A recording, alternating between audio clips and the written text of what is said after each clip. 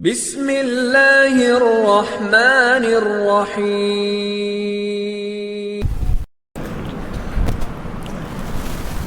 نحمده ونصلي على رسوله الكريم اما بعد فاعوذ بالله من الشيطان الرجيم بسم الله الرحمن الرحيم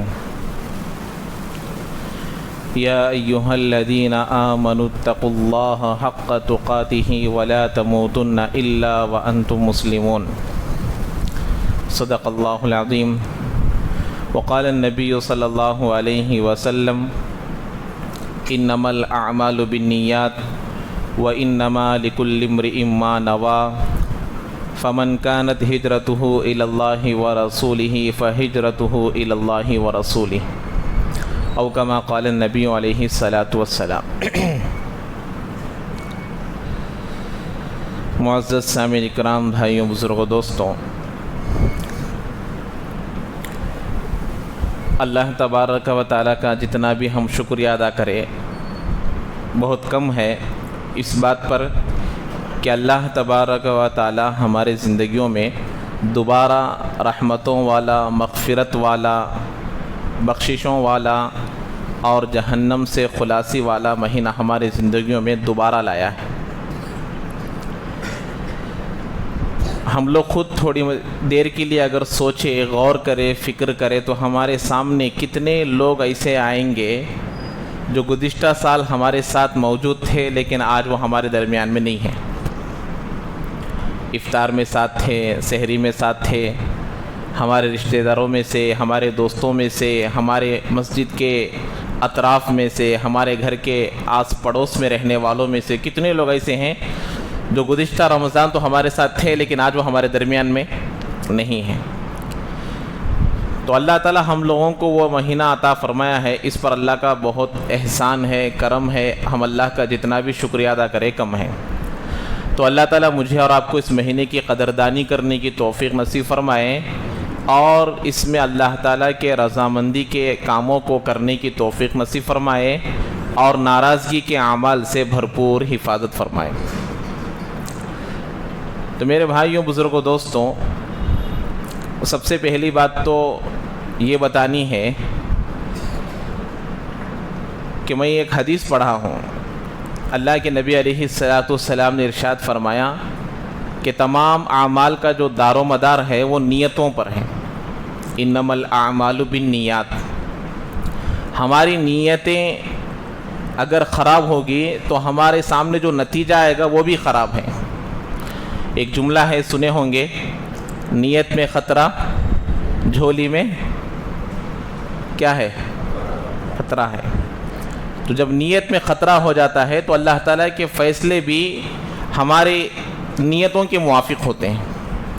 تو اسی لیے رمضان المبارک کا مہینہ برکتوں والا ہے، یہاں پر آدمی کے لیے ضروری ہے کہ وہ ایسی نیتیں کرے، ایسے ارادے کرے کہ جس کا اثر پورے سال بھر رہے۔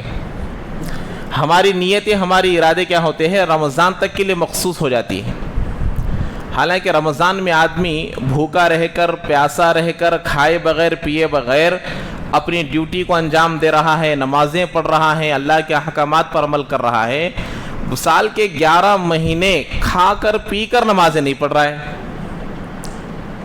وہی کام کر رہا ہے، ڈیوٹی وہی ہے، کام وہی ہے، کاروبار وہی ہے، لیکن رمضان میں بھوکا ہو کر بھی کر رہا ہے۔ تو رمضان کے بعد 3 مرتبہ کھا کر بھی کیوں نہیں کر رہا؟ اس لیے نہیں کر رہا کہ وہ نیت، وہ ارادہ جو رمضان میں ہے وہ باقی 11 مہینوں میں نہیں ہے۔ ہماری جو نیت، جیسے ہی کل چاند نظر آیا، ہر آدمی کے دل میں کیا آتا؟ 100% بھائی مجھے تراویح پڑھنی ہے، اس میں 1% بھی شک نہیں رہتا آدمی کو۔ 100% صبح میں سحری کرنا ہے، 100% مجھے روزہ رکھنا ہے، 100% مجھے افطار کرنا ہے۔ یہ جو نیتیں ہیں یہ اتنا پختہ ارادہ ہے کہ وہ ارادہ اس کو عمل پر ٹھہراتا ہے اور عمل کرنے پر مجبور کراتا ہے۔ اب جیسے ہی اب یہ نیت کہاں تک ہے؟ اتنی مضبوط نیت، اور بعض لوگوں کی کمزور ہو جاتی ہے نیت تو وہ درمیان میں جھڑ جاتے ہیں، درمیان میں 20 دن تک تراویح پڑھے، 20 دن تک سحری کے، اس کے بعد چھوڑ دیا، ایسا نہیں، بلکہ نیتوں کے اوپر اللہ کے فیصلے ہوتے ہیں۔ تو لہٰذا ہماری جو نیتیں ہیں وہ سال بھر زندگی بھر کے لیے ہونی چاہیے کہ میں سال بھر ایسے ہی رہوں گا، زندگی بھر میں ایسے ہی اللہ کے احکامات پر عمل کروں گا. تو نیتیں اور ارادے کر لینی چاہیے. اسی لیے امام بخاری رحمۃ اللہ علیہ، جو کہ ہم کہتے ہیں نا صحیح بخاری، اس کتاب کو صحیح بخاری کہتے ہیں. اصح الکتب بعد کتاب اللہ، اللہ کی کتاب کے بعد سب سے زیادہ صحیح ترین کتاب اگر دنیا میں ہے تو وہ کون سی کتاب ہے؟ بخاری شریف ہے. اور اس کے لکھنے والوں کا نام محمد بن اسماعیل بن ابراہیم ان کا نام ہے. تو ان کا ایک چھوٹا سا واقعہ ہے. صحیح کیوں کہتے ہیں؟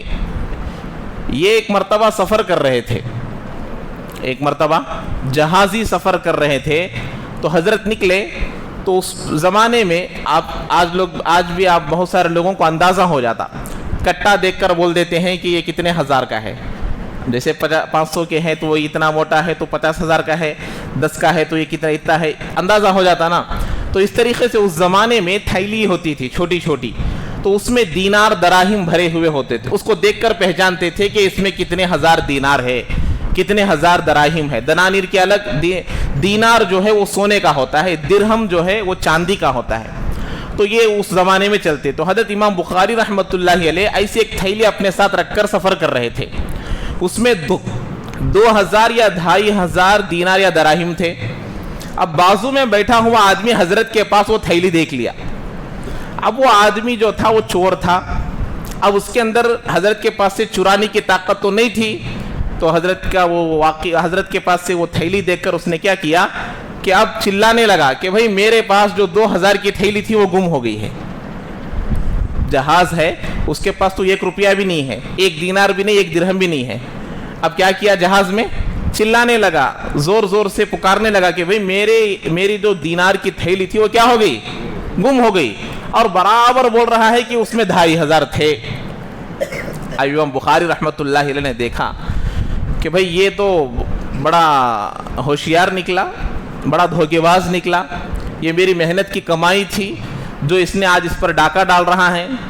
تو اب امام بخاری رحمۃ اللہ علیہ حدیثوں کو جمع کرنے کے لیے بڑے بڑے دور دور کے سفر کرتے تھے. 196 ہجری میں پیدا ہوئے ہیں حضرت.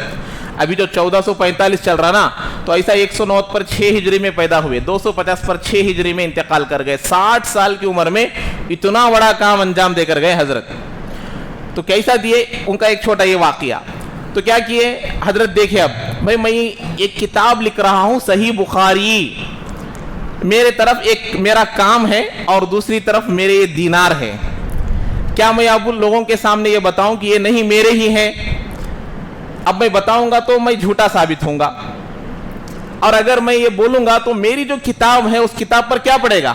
دھبا پڑے گا کہ بھئی یہ کتاب لکھنے والے کے ساتھ ایک ویسا واقعہ پیش آیا تھا. اگرچہ پیسے اس کے ہوں گے یا نہیں ہوں گے ہمیں معلوم نہیں، لیکن یہ کتاب لکھنے والے کے ساتھ ایک ایسا واقعہ پیش آیا، یہ بات آ سکتی ہے. سمجھ کر حضرت نے کیا کیا؟ تلاشی لینا شروع کیے ادھر سے کہ بھئی کس آدمی کے پاس وہ تھیلی ہے. تو حضرت اپنے جیب میں سے آہستہ اس تھیلی کو نکالے اور پانی میں چھوڑ دیے، پانی میں ڈال دیے. کیوں ڈالے؟ اس لیے کہ وہ 2,500 میرے لیے بڑی بات نہیں ہے، 2,500 دینار دراہم میرے لیے بڑی بات نہیں ہے. میرے لیے جو کام ہے اور جو کتاب میں لکھ رہا ہوں وہ کتاب میرے لیے بڑی ہے. تو اتنا اپنے لیے اہتمام کرتے تھے کہ ان کے اوپر کوئی تہمت نہ لگے. تو ایک ایسی کتاب تھی. تو اپنی کتاب کی ابتدا میں نیت کے بارے میں لکھے ہیں، انما الاعمال بالنیات. کتاب کی ابتدا ہی اسی سے ہوتی ہے. تو یہ کتاب کے جو شروحات لکھنے والے ہیں، اس کتاب سے، اس حدیث سے کیوں شروع کیے؟ اس کے 17 وجوہات لکھے کہ بھئی انما الاعمال بالنیات کیوں لکھے ہیں. تو بہرحال جو بھی ہو ارادہ وہ ان کا ہوگا، لیکن اکثر و بیشتر جو علماء فرماتے ہیں وہ اس وجہ سے فرماتے ہیں کہ امام بخاری رحمۃ اللہ علیہ تمام قیامت تک کے آنے والے لوگوں کو یہ سبق دے رہے ہیں کہ دیکھو میں اتنا بڑا کام انجام دے رہا ہوں، میری پوری زندگی اس کتاب کے پیچھے لگ رہی ہے، اس میں میں صرف صحیح حدیثوں کو جمع کر رہا ہوں. اتنا بڑا کام بھی اگر اخلاص کے ساتھ نہ رہا تو وہ مقبول نہیں ہوگا. اتنا بڑا کام بھی اخلاص کے ساتھ نہیں ہوگا تو وہ مقبول نہیں ہوگا. تو ہمارے لیے بھی رمضان شروع ہو رہا ہے تو اس میں ہم لوگ تھکتے ہیں، اس میں ہم روزہ رکھتے ہیں، کماتے ہیں، کام کرتے ہیں، سب کرتے ہیں، کھانا پانی کو چھوڑتے ہیں، تو ہمارے لیے ضروری ہے کہ ہم اس میں اخلاص اللہ کے لیے خالص للہ کی نیت کرنی چاہیے۔ دوسری بات یہ ہے کہ آپ لوگوں کو معلوم ہے کہ گرمی کے زمانے گرمی کے روزے چل رہے ہیں، ہر ایک کے لیے مشکل ہے، دشواری ہے، پریشانی ہے، کمانے والے بھی ہیں، کام کاج کرنے والے بھی ہیں، ڈیوٹی کرنے والے بھی ہیں، پریشانی ہوتی ہے، باقاعدہ ہونا ہی چاہیے۔ اور یہاں پر ایک بات اکثر و بیشتر لوگ سننے میں بھی آیا اور بہت سارے لوگ مسئلہ بھی پوچھتے ہیں کہ بھئی ہمارا کام ایسا ہے کہ ہم روزہ نہیں رکھ سکتے، ہماری ڈیوٹی ایسی ہے کہ ہم روزہ نہیں رکھ سکتے، ہمارا کاروبار ایسا ہے کہ ہم روزہ نہیں رکھ سکتے، اگر رکھیں گے تو بڑی پریشانی ہوگی۔ تو اس کا کیا حل ہے؟ پہلی بات تو یہ ہے کہ روزہ دو وجوہات کے علاوہ کسی بھی چیز میں معاف نہیں ہے، ایک بیماری میں، دوسرا سفر میں۔ شرعی مسافر، شرعی مسافت کا جو آدمی سفر کرے گا، جو ہمارے اعتبار سے 78 کلومیٹر، 70 پر 8 کلومیٹر، 78 کلومیٹر اگر کوئی آدمی سفر کرے گا تو وہ آدمی کے لیے اگر سفر میں دشواری ہونے کا امکان ہے تو وہ روزہ چھوڑ سکتا ہے، لیکن چھوڑنا ضروری نہیں ہے، رکھے گا تو بہت بڑا ثواب، لیکن اگر چھوڑنا چاہے تو ایسی صورت میں چھوڑ سکتا ہے، اور بیماری کی صورت میں کہ اب روزہ رکھے گا تو اس کی بیماری بڑھ جائے گی، ایسی صورت میں چھوڑ سکتا ہے۔ تو اب کاروبار کرنے والے کیا کریں؟ اسی لیے میں ایک چھوٹا سا ایک اصول اور ایک ضابطہ بتاتا ہوں، اگر اس پر عمل کر لیں گے تو رمضان کے روزوں میں آسانی ہو جائے گی۔ کیسے؟ اب رمضان شروع ہوا، اب یہ مہینہ کیسا بھی کر کے رکھ لیجئے، اب شروع ہوگا شوال کے مہینے سے کیا کرنا؟ رمضان کے مہینے کے لیے ہر مہینہ اپنے سیلری میں سے، اپنی تنخواہ میں سے کچھ پیسے نکال کر رکھیے، چاہے وہ 1000 روپے، میری آمدنی جیسی ہے ویسا، میں 10,000 روپے کما رہا ہوں تو میرے لیے ایک مہینے میں 1000 روپے نکالنا کوئی بڑی بات نہیں ہے، تو 1000 روپے نکالیں گے تو سال کو کتنے ہو گئے؟ 12,000 روپے ہو گئے۔ رمضان کا مہینہ ایک نارمل فیملی والوں کے لیے 12,000 نہیں ہوں گے، اب میری سیلری زیادہ ہے تو 2,000 نکالیے، اور زیادہ ہے تو 5,000 نکالیے، اس میں خرچے وغیرہ جو ہوتے ہیں وہ بھی اس کے اندر پورے ہو جائیں گے۔ یہ جو کاروبار کرنے والے ہیں ان کے لیے یہ مسئلہ ہے، اب وہ کیا کریں گے؟ نکال کر رکھیں گے۔ رمضان میں اپنے آقا سے بول دیجئے کہ میں اس میں یا تو کام کم کروں گا یا ایک مہینے کی چھٹی کروں گا۔ اللہ کو کتنا محبوب آئے گا، اللہ کو کتنا پیار آئے گا کہ میرا بندہ میرے روزوں کے خاطر کیا کر رہا ہے کہ اپنے کام کی ترتیب بنا رہا ہے۔ 8 گھنٹے کام کرتا تھا، اس 4 گھنٹے کر لیجئے۔ ہاں البتہ نوکری کرنے والوں کے لیے، ڈیوٹی کرنے والوں کے لیے بھی آسانی یہ ہے کہ وہ ان کے لیے سالانہ اتنی چھٹیاں رہتی ہے، سال کے اعتبار سے اتنی چھٹیاں ان کے لیے رہتی ہیں، تو وہ لوگ بھی اپنی چھٹیوں کو بچا کر رمضان میں لینے کی کوشش کریں، ایک دن چھوڑ کر ایک دن یا پورا مہینہ ملنے کا۔ کتنے بھی لوگ ایسے ہیں جو جماعتوں میں اچھی بڑی کمپنیوں میں کام کرنے والے 40 دن جا رہے ہیں، تو ہمارے لیے رمضان میں کیوں چھٹی نہیں ملے گی؟ ہم لوگ ارادہ کر دیکھیں، کاروبار کرنے والے ایک مہینے کے لیے کام بند کر دے یا پھر آدھا کام کرے، یا پھر اس مہینے کے لیے جو ہم لوگ بجٹ نکال کر رکھتے ہیں اس میں سے مہینے میں ایک مزدور کو رکھ کر کام کرائے، لیکن روزوں کو نہ چھوڑے، روزوں کو بالکل نہ چھوڑے۔ اگر روزوں کو چھوڑیں گے تو اس میں کیا ہوگا؟ اللہ کے حکم کو چھوڑنا لازم آئے گا، اللہ کے حکموں کو چھوڑنا لازم آئے گا۔ اس لیے ہمیشہ ایک چیز یاد رکھیے، اب میں کیسے ہر مہینہ 1,000 2,000 نکال کر رکھوں گا، رمضان تک کے لیے بجٹ جمع ہو جائے گا۔ ایک آدمی تھے، ہمارے جانا پہچانا علاقے کا ہی ایک واقعہ ہے کہ وہ آدمی 10 سال کی مدت میں حج کیے ہیں، 10 سال کی محنتوں کے بعد حج کیے ہیں۔ کیسے کیے ہیں؟ اپنے خواہشوں کو مار کر، اپنے لذتوں کو مار کر حج کیے ہیں۔ کیسے؟ جیسے ضروریات پر عمل کرتے تھے، ضروریات پر خرچ کرتے تھے۔ جیسے مثال کے طور پر ایک آدمی باہر گیا، چائے پینے کا دل چاہا تو دل کو بولتے تھے میں چائے پی لیا، چائے پینے کے پیسے لے جاتے تھے، وہ ڈبے میں ڈال دیتے تھے۔ گھر میں پہننے کے لیے کپڑے ہیں، کپڑا لینے کا ارادہ آیا تو بولے کہ میں کپڑا لے لیا اور پہن لیا۔ اب کپڑا لینے کے جو پیسے ہوتے تھے وہ کیا کرتے تھے؟ وہ ڈبے میں ڈال دیتے تھے۔ اب بولا دل میں خیال آیا اوٹی جانے کا، اب دل میں خیال آیا گرمی کا زمانہ ہے، رمضان کے بعد اوٹی جائیں گے، دل کو بولے میں اوٹی کو جا کر آ گیا، وہاں کی سردی کو دیکھ کر آ گیا، اب اس کے پیسے لے جا کر ڈبے میں ڈال دیے۔ تو 10 سال کی محنت میں وہ آدمی حج کر دیے۔ کون سے پیسوں سے؟ اپنے خواہشات کو مار کر جو پیسے جمائے تھے وہ۔ تو وہ ایک آدمی 10 سال کی مدت میں اپنے خواہشوں کو مار کر حج کر سکتا ہے، تو کیا ہم 11 مہینوں میں اپنے سیلری میں سے کچھ پیسے نکال کر رمضان کے مہینے میں روزے سے نہیں رکھ سکتے؟ کیا آرام سے رکھ سکتے ہیں؟ تو اسی لیے ایک ارادہ یہ کرے، اگر کوئی ایسے ہیں تو روزہ چھوڑنے کی اجازت بالکل نہیں ہے۔ اس لیے ہمیشہ یاد رکھیے روزہ فرض ہے، فرض عین ہے، ہر ایک پر الگ الگ ہے، ان 2 عذروں کے علاوہ روزہ معاف نہیں ہے۔ اور تیسرا آدمی جس پر روزہ معاف ہے وہ شیخ فانی ہے۔ شیخ فانی کس کو بولتے ہیں؟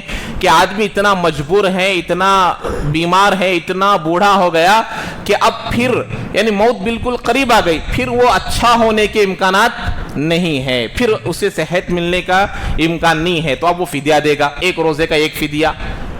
تو وہ آدمی کے لیے روزہ چھوڑنے کی گنجائش ہے، لیکن دوسروں کے لیے اجازت نہیں ہے، اس بات کو یاد رکھے۔ تو اب یہاں پر دیکھیے نیت کے سلسلے میں پہلا روزے میں اکثر و بیشتر لوگوں کو جو مسئلہ پیش آتا ہے وہ نیت کے سلسلے میں۔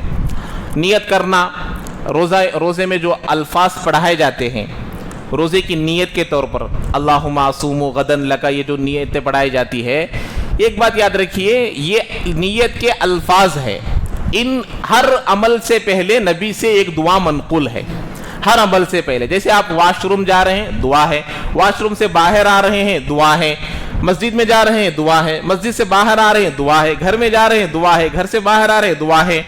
اب دعائیں نہیں آ رہے تو وہ عمل چھوڑ رہے کیا ہم لوگ؟ دعائیں نہ آنے پر بھی ہم لوگ وہ عمل کر رہے ہیں، عمرہ کر رہے ہیں، عمرہ سے پہلے دعا ہے، حج کر رہے ہیں، حج سے پہلے دعا ہے، لیکن نہ آئے تو عمل صحیح نہیں ہوگا۔ اب واش روم جن کو دعا نہیں آتی، کیا وہ واش روم نہیں جا رہے؟ جا رہے نہیں جا رہے؟ ضرورت کو نہیں جا رہے؟ تو یہ جو دعائیں ہیں، یہ الفاظ کا پڑھنا، یہ الفاظوں کا پڑھنا، یہ مسنون ہے، سنت ہے۔ ان کا پڑھنا کیا ہے؟ ان کا پڑھنا سنت ہے، پڑھ لیں گے تو ثواب ہے، نہیں پڑھیں گے تو کوئی گناہ نہیں ہے۔ اب روزوں میں اگر وہ نیت نہ آئے تو کیا کرے؟ اب نیت کس کو کہتے ہیں؟ دیکھیے ایک آدمی کھڑا ہوتا ہے، یہ کھڑا ہونا، اب میں کھڑا ہوں لیکن اس کھڑے ہونے کو عبادت سے بدلنے کے لیے نیت کرنا ضروری ہے۔ میں صرف کھڑا ہوں، یہی کھڑا ہونا نماز کے لیے ہوا تو وہ کیا ہو گیا؟ عبادت بن گئی۔ میرا کھڑا ہونا کو عبادت بنانا ہو تو کیا ضروری ہے؟ نیت ضروری ہے۔ کھانا پانی چھوڑنا روزہ کہلاتا ہے، لیکن روزے کی نیت، اب تھوڑی دیر کے لیے بھی کھانا پانی چھوڑ دیے وہ بھی کیا کہلاتا ہے؟ روزہ کہلاتا ہے۔ لیکن شرعی روزہ کون سا کہلاتا؟ روزے کو کھانے پینے کو چھوڑنا، نیت کرنا صبح سے لے کر شام تک کے لیے۔ تو اسی لیے اب ہمارے لیے الفاظ کا پڑھنا ضروری نہیں ہے، آئیں گے تو پڑھ لیں، نہیں آئے تو کوئی ضروری نہیں ہے۔ نیت کس کو کہتے ہیں؟ دل کے ارادے کو نیت کہتے ہیں۔ رات کو سو رہے ہیں سحری کرنے کی نیت سے، یہ بھی نیت ہے۔ کھا رہے ہیں، سحری کر رہے ہیں، یہ بھی روزے کی نیت ہے۔ وقت ہوتے ہی کھانا پینا چھوڑ دیے، یہ بھی کیا ہے؟ یہ بھی کیا ہے بھائی؟ نیت ہے۔ الفاظ کا پڑھنے سے ہی روزہ شروع ہوگا، سمجھنا غلط ہے۔ سمجھ رہے ہیں؟ نماز کے لیے اٹھے آپ لوگ، فجر کی نماز کے لیے اٹھے، وضو کر کر آ رہے ہیں، کیوں آ رہے ہیں؟ نماز کے لیے آ رہے ہیں، وضو کر رہے ہیں نماز کے لیے، گھر سے نکل رہے ہیں نماز کے لیے، آتے ہی امام صاحب کے پیچھے اللہ اکبر کہہ کر کھڑے ہو گئے، آپ کی نماز شروع ہو گئی۔ آپ نے فرض بھی نہیں کہا، تابع امام کی بھی نہیں کہا، کچھ بھی نہیں کہا، لیکن بس دل میں ارادہ ہے کہ میں فرض نماز پڑھ رہا ہوں، اللہ اکبر کہہ کر نماز شروع کر دیا، تو نماز کیا ہو گئی؟ شروع ہو گئی۔ ایسے ہی روزہ بھی شروع ہو جاتا ہے۔ اس میں کیا بھی آپ لوگ دل میں یہ نہ رکھے کہ بھئی وہ جب تک الفاظ نہیں پڑھتے، کتنے لوگ ایسے ہیں جو فجر کی نماز کو وہ دعا پڑھنے کے لیے آتے ہیں۔ فجر کی نماز تو کیوں آتے ہیں؟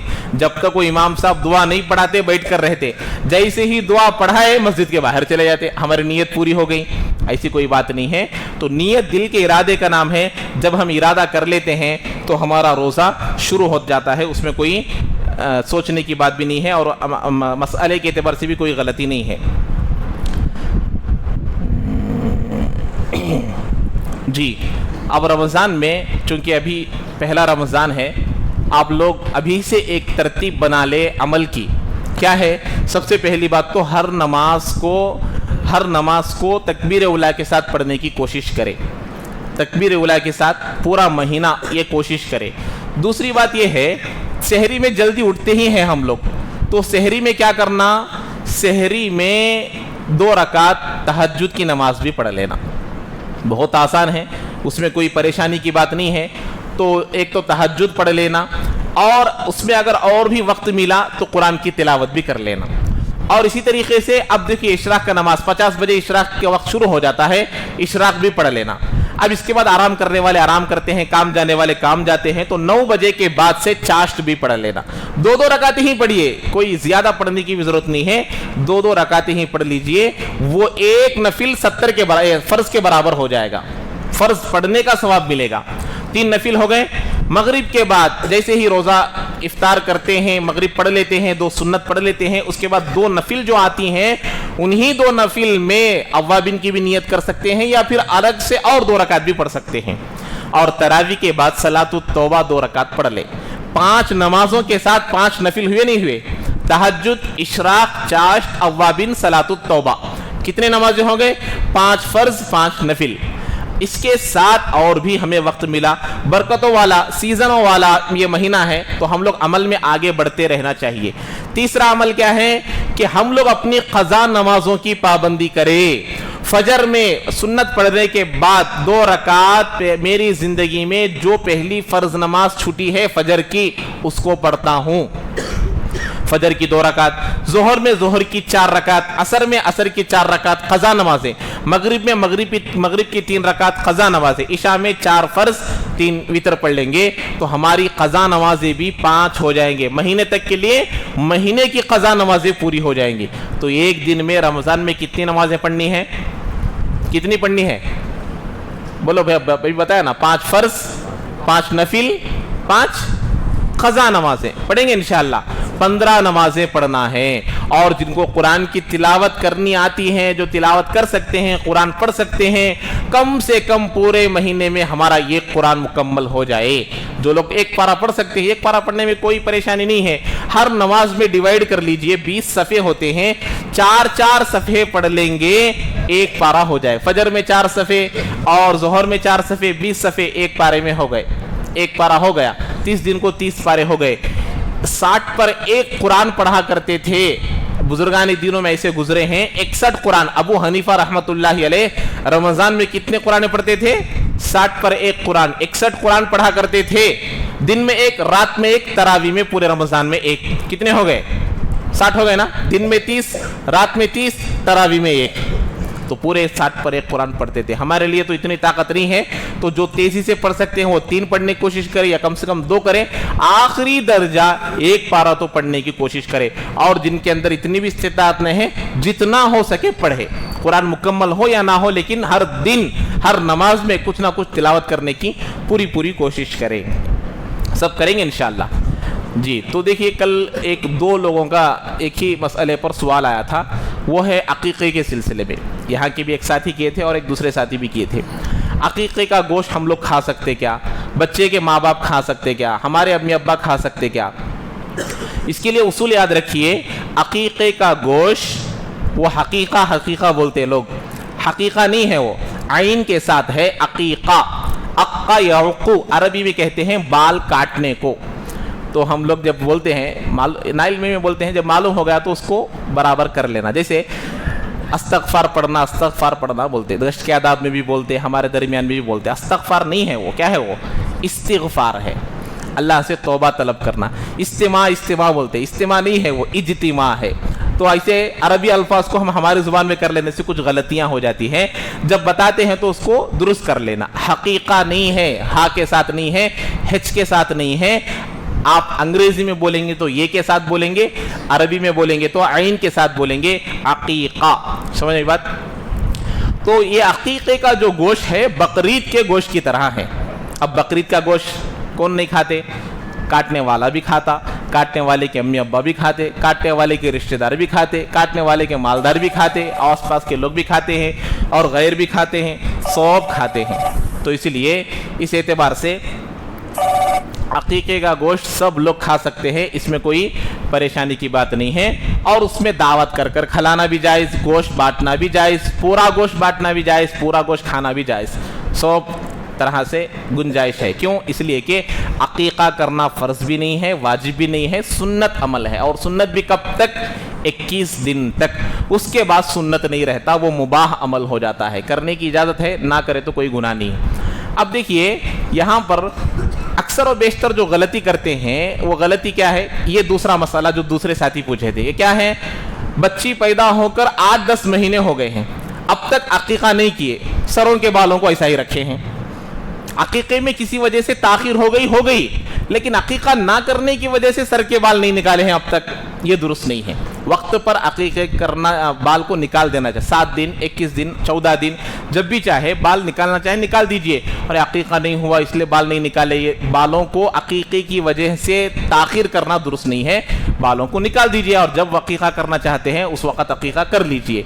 اور عقیقہ کرنے میں یہ جو بالوں کو نکالا جاتا ہے، اس کا مستحب طریقہ کیا ہے کہ جب بال نکالے جاتے ہیں اس کا جو وزن ہوتا ہے وہ بہت کم ہوتا ہے، اس اعتبار سے چاندی یا سونا جو بھی آپ کی استطاعت ہے اس کے موافق اس کی رقم صدقہ کر دینا چاہیے۔ اور اس میں لڑکے کے لیے 2 بکرے، لڑکی کے لیے 1 بکرا یا 1 حصہ یا 2 حصے، بقرعید میں جو حصے کاٹے جاتے ہیں اس میں بھی لے سکتے ہیں، گنجائش ہے، اس میں کوئی حرج کی بات نہیں ہے۔ جی آپ لوگوں کو سوال کرنا ہے تو کر سکتے ہیں۔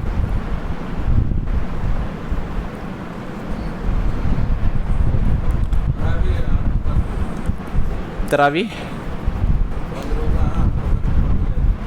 8 رکعت پڑھ کو جاتے ہیں یہاں بعض جگہ۔ دیکھیے 8 رکعت ہمارے نبی حضرت محمد صلی اللہ علیہ وسلم کی زندگی کو دیکھنے والے آج کے 8 رکعت پڑھنے والے ہیں یا صحابہ ہیں؟ ہمارے نبی کی زندگی کو اپنے آنکھوں سے دیکھنے والے آج کے 8 رکعت پڑھنے والے ہیں یا صحابہ ہیں؟ کون ہے بھئی؟ صحابہ ہیں۔ نہ ہم نے دیکھا ہے نہ 8 رکعت پڑھنے والے دیکھے ہیں، اور بولتے ہیں 8 رکعت پڑھنا ہے۔ حضرت عمر رضی اللہ تعالی عنہ جو کہ خلیفہ ثانی ہے، امیر المؤمنین ہے، ان کے بعد سے اور وہاں سے اللہ کے نبی علیہ السلام سے اس بات کو وہ نقل کیے ہیں کہ اللہ کے نبی 20 رکعت پڑھتے تھے۔ اب ہم حضرت عمر کی بات مانیں گے یا یہ 8 رکعت پڑھنے والوں کی مانیں گے؟ کن کی مانیں گے؟ حضرت عمر رضی اللہ مانیں گے۔ تو حضرت عمر سے اور احادیث میں سب میں دلیل موجود ہے، تو اس لیے یہ درمیان میں سپیڈ بریکرز کے جیسا آتے رہتے، اس میں سلو گاڑی کر لے کے جاتے رہنا، ان کے پیچھے نہیں پڑنا۔ جی اور کچھ؟ ٹھیک ہے، اللہ تعالی ہم تمام کو عمل کی توفیق نصیب فرمائے۔